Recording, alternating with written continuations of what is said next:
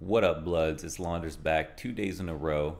You can call me two-time if you want to, but only this time because I don't want the doc to come back and hear people talking about how he disappeared his suit on his wife, all that stuff. So, what we're going to be talking about today is just the major talent lineup and some of the positive qualities I think about. And we're focused on the positives here about why our major talent lineup is so cool and how it's kind of interesting that we have a situation where you're getting people like Henry and Sato on the desk, and now Moses and Andrews casting, and how it still feels fresh even though the talent lineup's very limited. I mean, there's definitely problems with it, which we'll probably touch on. Just problems that people have been touching on Twitter, but a lot of people out here in the YouTube world, in your little YouTube bubble, haven't heard about it. So maybe I'll just rehash it for you scrubs. I highly recommend getting on the Twitter sphere to keep up to date with the latest drums, because everybody's willing to air out the dirty laundry on Twitter at the drop of a hat. People are losing their jobs on this website, and that should be a point of appeal, I think, for people to make an account. So, and if you do make an account, my at is at Launders. Always looking for new followers. So, yeah, I go on there to speak my mind as well. Now, I want to make this video because we're overflowing with talent in Counter-Strike, and this major has been just a really good show so far. It's been really entertaining, even though we've only got 8 people in total to cast, analyze, and interview, and yeah, and I feel like everyone's just come such a long way, and I think the first thing that strikes me is just how well dressed everybody is. Everybody's got like their own style, and they're all killing it. But it just makes the whole presentation of the show look really good. I think a long time ago I was kind of against wearing suits on broadcast, and I've changed my tune, and I don't know if that's because I enjoy wearing suits or dressing up a little bit for shows, but either way, I think it's nice that everybody can kind of, if they all took a picture together, it looks like it came from the same wedding, as opposed to have all just left their homes and didn't talk about what they were going to wear. So that's maybe an argument for why it's good to wear dress clothes for a big broadcast like this. And there is the point about appealing to non-endemic sponsors and being professional and all that bullshit that I think there's some merit to it.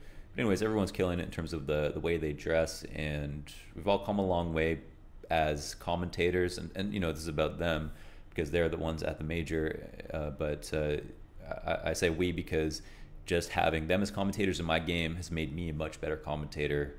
For example, casting ECS with James and Dan has made me a lot better. I learned a lot casting alongside them, whether it was feedback I got or just learning what worked and what didn't. Just talking on the couch beside them and picking up some of their phrases and ways of speaking and different flows and intonations of the voice that you can use, and all these different techniques that are a little bit more subtle.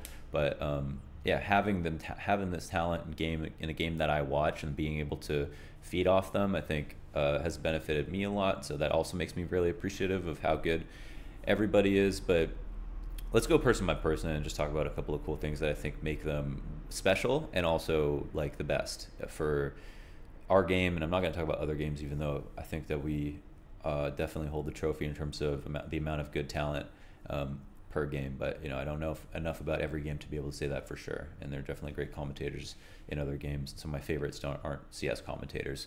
But James is the first one in this. Or actually, well, let's start with Richard, who's the first person in this ELEAGUE picture. He's gonna be hosting.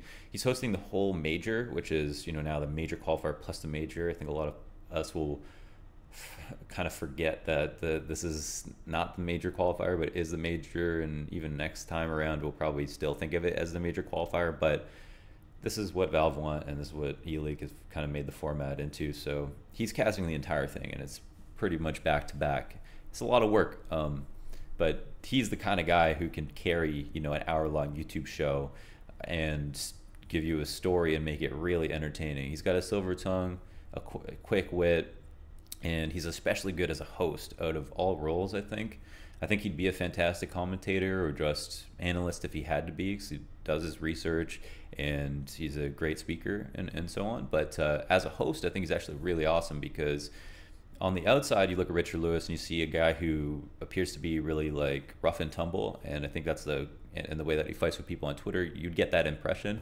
But I always tell the story about like how I met him, and I expected that, but he turned out to be a really like warm, friendly person who will always extend his hand first and really actually listen to everything that you have to say, and he just knows how to carry a conversation. And from there, you could say, well, that's one of the most important qualities of a good host, and he has that. He's really good when you're on the desk in terms of showing you that he's listening. So here's the plight of a host, or one of the trials and tribulations that a host has to go through in the course of a desk segment. Is they get there, they have to listen to everything production says, come up with the throws, the sponsor call outs, and also like the lead-ins and everything like that. And then they have to grease the wheels of the conversation to make sure that everybody gets time to talk, answer a question, and then on top of that, pick the right questions to highlight the analyst's strengths in terms of what they know about the question, and ask them questions they want to answer, and then all the while use your body language to make it not you are listening, but you're also making it making it a point to show them that you're listening. So even though you're thinking about what to ask next and how to lead the conversation, you're also kind of showing them that like you're really engaged with their answer, and then taking their answer, rehashing it in a little quip, which he's really good at doing on the fly, and then throwing the next question to the other analyst, including them in the conversation, wrapping up the segment and throwing to the casters. It's a really big job. It's very important. It's hard to do, and there's a lot of improv, and he is really fucking funny. So it helps a lot, and I think Rich is doing a fantastic job. He's a great person to have as more of like a permanent fixture on the desk, while all the other casters and analysts kind of swap positions. Next up, we've got James Bardoff, who I think is a fucking awesome person to have as a commentator in Counter-Strike, because he's a really unique way of speaking. I think one thing I noticed after casting a whole season with him at ECS is that he almost never uses a word that you haven't heard before, but he puts the words together in such a way that it's a sentence that's so quirky and catches you off guard, that it's just like, it's usually hilarious because you didn't expect it, and it's also something that's colloquially funny, and also interesting, and he keeps it fresh, right? He always has like a joke that you just comes out of left field. I remember we were casting ECS, and he said something about a team was chewing bricks because they were losing, and I turned to Dan and I was like, what does chewing bricks mean? And Dan was like, I have no idea. So I don't know if some of that stuff just comes off the top, but it certainly feels like it. I called him the Little Wayne of commentators on Twitter because he had this fantastic line about how a player got shot in the face, so he's going to need a closed casket funeral, which is hilarious, right? And so, yeah, he's an interesting presence. He thinks a lot about the way he speaks as well, so you never catch him saying or ah, and he knows when to let his co-commentator talk and how to banter with them. And him and DDK have a lot of good chemistry as well. And then you have Anders, who is basically the face of commentary in Counter-Strike. Him and Semler were the golden duo who made this game extremely popular, and anybody that denies that Semler had a huge hand in that is just a fucking joke, and I actually don't want to hear from you. I don't care what your opinion is. You don't know anything. You probably weren't around at the beginning of this game, but they're both played major roles in that. And Anders casted, I think, the most major finals, and for good reason. He's extremely good at what he does, and he has this like calming presence when you meet him and talk to him. He's also one of the people that'll catch you off guard with how good his banter is, because he might pause for a second and then come out and say something really funny about the simulation or whatever the case may be. And I think that it makes it really easy to talk to him because you feel like he's always kind of switched on. Like he's very attentive and funny. He also has like a really nice voice that's calm and nice to listen to. I think of all the European accents I've heard, like generally the UK accent just does really well for commentary, and then Anders' Danish accent doesn't actually sound like a lot of other people's Danish accent. I like it a lot more, to be honest. So I think he has a nice voice, and that helps. And that is part of the thing. That's part of it. Getting popular and being a good commentator is being able nice to listen to, even if you, let's say someone's speaking another language, they could still kind of tell if you were nice to listen to or not. And Anders has that quality, I feel like. and it is all very subjective, but I'd say he is like, majority of people like his voice. Next man up, Henry G. Henry G is someone I personally gel with a lot. I think I kind of get where he's coming from in terms of the way he thinks, and I think he has a very even-keeled personality, somewhat like me and stuff like that. And I like that, and I like the contrast with Sadokist, who's kind of this, he's kind of more of a, I don't want to say a loose cannon, but he's more of he's more of like the fire to Henry's ice. And Henry's also a former pro player, which I think is really key for an analyst. But there are exceptions to that, and a huge part of being broadcast talent is being able to present your point. And sometimes that's more important than necessarily going as deep as you possibly can and getting and nailing everything. And Henry's analysis, I think, also reflects that, where he's clearly improved so much. And I don't mean to condescend him, because he's no better commentator than I am, obviously, but his progression as a commentator over the years has just been, I think, a lot of focus on the way that he speaks as opposed to the analysis that he brings, and it shows. And you can tell, like, when it comes to putting on a good show, he knows how to do that. I really, really respect that, because for me, I think I've had similar thought process, where when I started out, I was thinking so much about what I was saying as opposed to how I was saying it, and I was, what does it matter the way that you put the words out there? As long as you put the right words out there, that's what's really important. But I think he does a great job with that. I think he also catches you off guard with his banter. Him and Sadokist going back and forth is really funny, and since they're such good friends, it shows. Sorry, someone's like fucking hosing down a car outside. Next guy, DDK, is another person I gel with on a personal level. He's got that same even-keeled kind of personality. He's one of the smartest, most intellectual people that I've ever talked to, and you'll never run out of interesting things to talk about with DDK, and I think that shows on the desk as well. He also thinks about something that I personally don't find anyone else, that I try to always come back to as an analyst, whether it be in my YouTube videos or as a caster, and that's the psychology of situations. And he really takes a liking to the psychology of situations, and what your mental performance has in terms of impact on your game, and how that shows in game, and how it affects your decisions, and if something psychological is affecting someone's decision, tries to point that out. And I really, really like that a lot. He also has a great vocabulary, along with everybody else out here, and I think he does a great job with James as a co-commentator, because they're quite different as well. I mean, James is just thoroughly unique. I mean, probably the most unique personality that we have out here. But yeah, it's funny how he riffs on DDK and how DDK takes it. He's a very likable guy, and James will try to push his buttons, and DDK tries to be very PC. So they have a cool, interesting chemistry going on, and again, comes across as very professional. Has a much more presentable Twitter than I do, which I don't know if that'll ever change for me personally. Now on the bottom row of talent here, we have, not bottom, I'm just looking at a picture, by the way, so I didn't really need to point out bottom, but Smix is our interviewer for the major. She's been doing a really good job. She's got the least experience in terms of CSGO stuff of anybody on this lineup, but definitely deserved her spot. Personally, I was a huge fan of Smix for years, because I watched StarCraft 2, and I used to play Brood War and try to be competitive in that game. And so her interviews and stuff were a huge reason why I would watch content on YouTube, and I really, really like them. She's one of the highlights, I think, for me when I've worked with Sue, is that she is extremely well researched. So in terms of hard working, she is of the top tier. Like, when she takes notes for games, she makes sure to prepare as much as possible. She's caught flack in the past for, I think, stupid things. Like, there was something there's something that Taz interviewed her about the major or something like that, and she was just asking questions, and all of a sudden Taz was like, who do you think who won the last major or something? He was talking about himself or VP, and she was just like,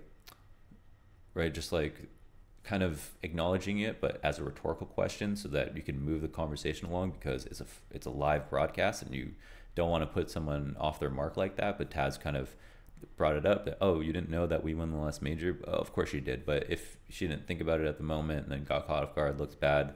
And that might happen when you're when you're constantly studying to catch up, because if you were there watching every single game as it went on, that stuff would just pop into your head. But Sue has done something really brave in coming to a new game, which I haven't done. So I'm going to assume that is really hard, because even the thought of doing it is daunting. And we've got a very hardcore fan base, but I think in spite of all that, she does a really good job. And next up, we've got Moses, who I think, like Anders, has that very likable, calm aura, very even keel personality. I think he's the perfect kind of middle of the teeter-totter between Richard Lewis and Thorin, who are a lot more edgy and bring way more banter. Now Moses has brought the banter up, I think, quite a bit over the last year, but he looks to me like the closest to being on a sports broadcast of anybody that we have, where I think he's got the look down. I think he kind of knows what he brings to the table, and when he shows up to the desk, you know exactly what you're going to get out of him.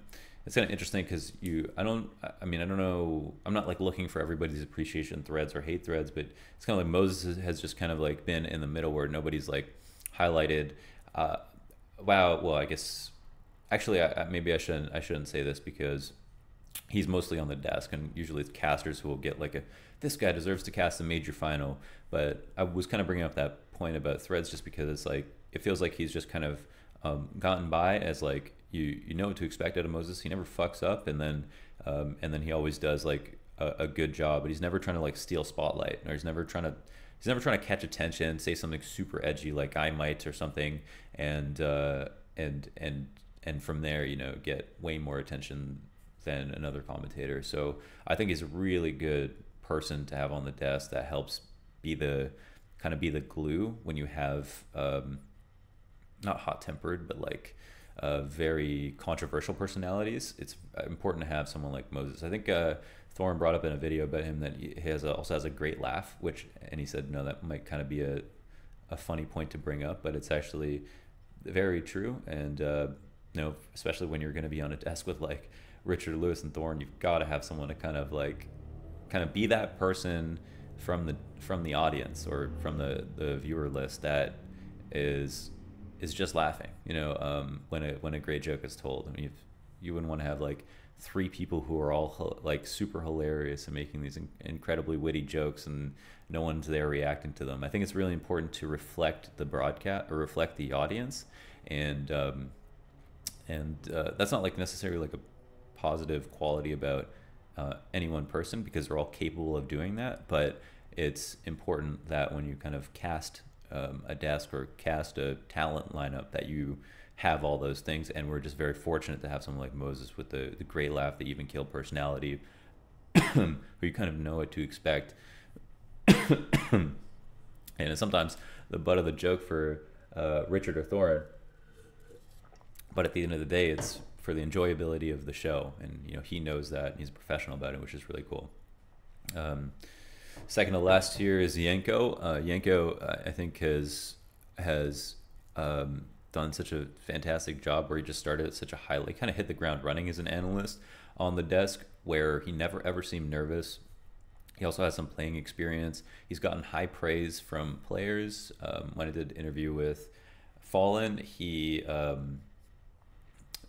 Fallen mentioned that Yanko was his favorite caster, and he really liked all the points that Yanko brought up. And as an analyst myself, I really appreciate Yanko, because I think some people criticize that it might be boring or speak slowly, and I think that as someone who started out not caring about the way that people presented information, I thought like Yanko would be like the best version of myself, in the sense that he gets his point across, and it's always kind of correct. It's exactly what he wants to say, and he holds no bars.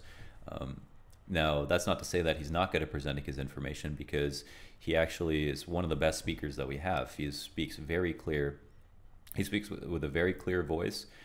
He never trips over his words, and yeah, he basically never stumbles, which is a feat, which is really hard to do, especially live, right? Which is the point of all this. If you take anybody like a YouTuber or something, they can edit it and cut it as many times as they want, put it all together, make himself sound good.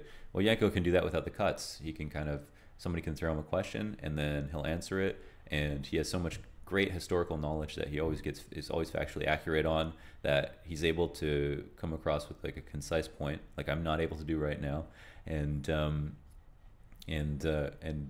make sure that it's accurate and interesting. So I really appreciate having someone like Yanko on the desk. It brings a lot of clarity to the desk. And then finally, Sadokis, a fucking fantastic commentator. Him and Henry are like the younger, more edgy duo that we have.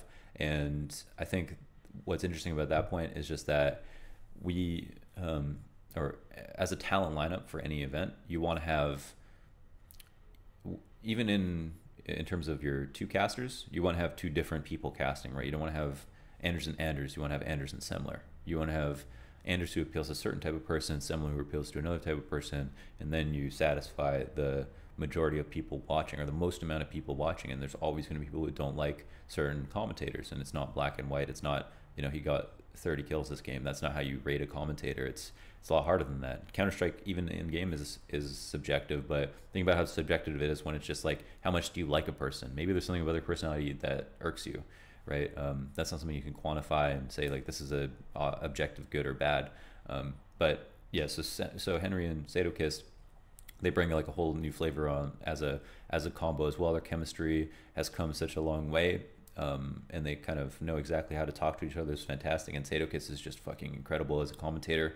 In terms of fast action, he can hang on to every word and make sure never to slip up. He's always on top of the hype and knows how to pace, and has this like vocabulary where it's kind of, again, words that you have heard before, but I think it's words that you wouldn't expect to be said, and he never says the same thing twice, or he never describes the same thing in the same way. I mean, maybe over, you know, if you watch every single game he's ever casted, he's said some of the same things twice, but he does a fantastic job considering how much he has to talk and making sure that it's always fresh. And he comes across as very confident when he's casting too, which I think is super important. And is another guy who I feel like is really close to, like as close to, or, you know, as TV ready as you could possibly get.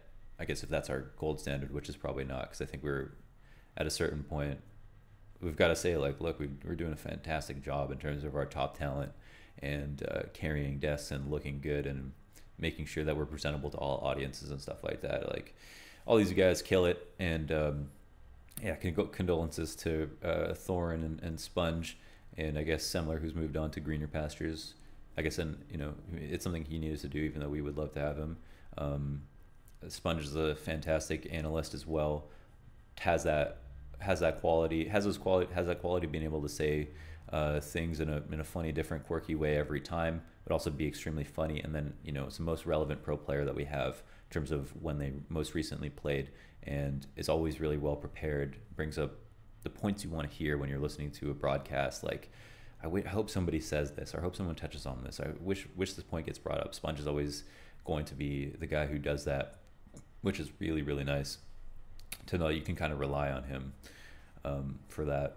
And then Thorin is like, you know, incredibly witty top banter. And he's going to have people, like, he really was a king of analyst desk, where if you had him at an event, you know, he was retaining the most amount of people possible in between actual matches, which is really fucking hard, because most of the time analyst desks are terrible outside of when you have like the best of the best talent. And the job of the analyst desk is to entertain all of your whatever 100, 200,000 people as much as they were entertained while watching a live match, and then trying to keep them there, and then give them the recap, obviously, help them and inform them and everything, but then keep as many of them there so that when the next match starts, you're off to like a great start. Like, that's a difficult job, considering you have the broadcast, but the game is completely taken away. So Thorne was definitely like set the bar in terms of how to bring entertainment to the desk, and also has a just amazing memory where he can really recall like so many different things, and he's great at drawing storylines and also doing roster rundowns when they pull up the graphics to show like all 5 players and stuff like that. That's one of the things I think he's best at. But yeah, everybody's killing it right now, and Yeah, I think I made this video originally because I wanted to talk about how I think it's cool that you have all these guys go up on the desk and then sometimes cast, and you have people like Henry and Sadokist on the desk sometimes, and they're actually really they're really like different people on the desk, and it's refreshing too. So you get like Richard Lewis, Henry, who they have a really good relationship. They've known each other for a long time. Their banter's great. I really recommend watching the Richard Lewis show with Henry if you haven't seen it, and then having Sadokist on there as well. And I think it's like a freeing moment for when you're a caster, for casting for so much, to come onto the desk, because you've only got to fill for such a short period of time, and so you can really let your personality shine in those moments. And they definitely do a great job. And so yeah, for like, you know, having only 8 people or like 7 people switching between commentary and the desk, I think it's been fantastic, and the broadcast always feels fresh, and the show has just been run really well. And yeah, everyone's killing it. So just wanted to shout out fellow commentators and highlight some of the reasons why I think that they do such a good job, and make our Counter-Strike team as good as it can possibly be. But yeah, I think tonight I'll be doing a video on Chopper, where talk about his 35 frag game versus Liquid, and how they just barely beat them, and do that POV. And yeah, try to do some more daily content for the as the major goes on. Well, I give kind of streaming a little bit of a backseat here, even though I would like to stream, just because I think YouTube channel has been a little bit neglected, even though again I've made a lot of videos that just aren't going up on the channel. But yeah, that's it for me. Peace out. Thanks for watching.